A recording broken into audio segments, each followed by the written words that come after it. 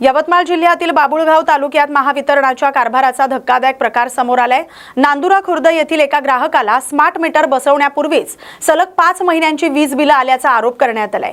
नांदुरा खुर्द येथील प्रशांत महल्ले यांनी डिसेंबरमध्ये नवीन वीज जोडणीसाठी अर्ज केला होता, मात्र अद्याप त्यांच्या घरी स्मार्ट मीटर बसवण्यात आलेलं नाही आणि असं असतानाही जानेवारी 2026 पासून ते 700 रुपये, 1070 रुपये, 1180 रुपये अशा विविध रकमांची वीज बिल पाठवण्यात आल्याचा दावा त्यांनी केलाय।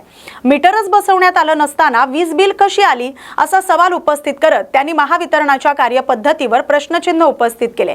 या प्रकारामुळे परिसरातील ग्राहकांमध्ये देखील संताप व्यक्त होतोय। संबंधित प्रकरणाची चौकशी करून तातडीने न्याय द्यावा अशी मागणी करण्यात येते। डिसेंबर महिन्यात अर्ज केला होता, तिथून 15 दिवसात मीटर आले। मीटर वायरमनने स्वतः आणून दिले घरी नसताना आणि परस्पर चालले गेले।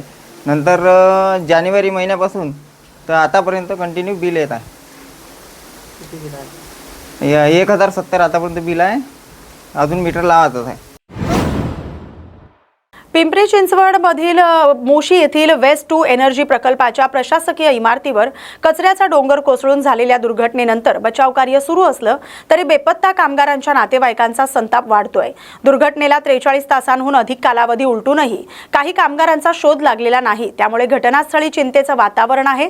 नातेवाईकांनी बचाव कार्याच्या गतीवर प्रश्नचिन्ह उपस्थित करत प्रशासनाकडून अधिक यंत्रसामग्री आणि मनुष्यबळ तैनात करण्याची मागणी केली आहे। ढिगाऱ्यातून बाहेर काढण्यात आलेल्या एका व्यक्तीने आत अडकलेले कामगार जखमी अवस्थेत मदतीसाठी आर्त हाक मारत असल्याचं सांगितलंय, असा दावा नातेवाईकांनी केलाय। महापालिका प्रशासनाकडून पुरेशी माहिती मिळत नसल्याची खंतही त्यांनी व्यक्त केली आहे। दरम्यान महापालिका आणि विविध यंत्रणांकडून युद्ध पातळीवर बचाव कार्य सुरू असल्याचं सांगण्यात आलंय।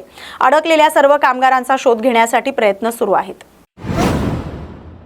बातमीसोबतच महाराष्ट्र बुलेटिनमध्ये आता इथेच थांबतोय। अशाच महत्त्वाच्या बातम्यांसाठी पाहत राहा न्यूज मराठी 24/7।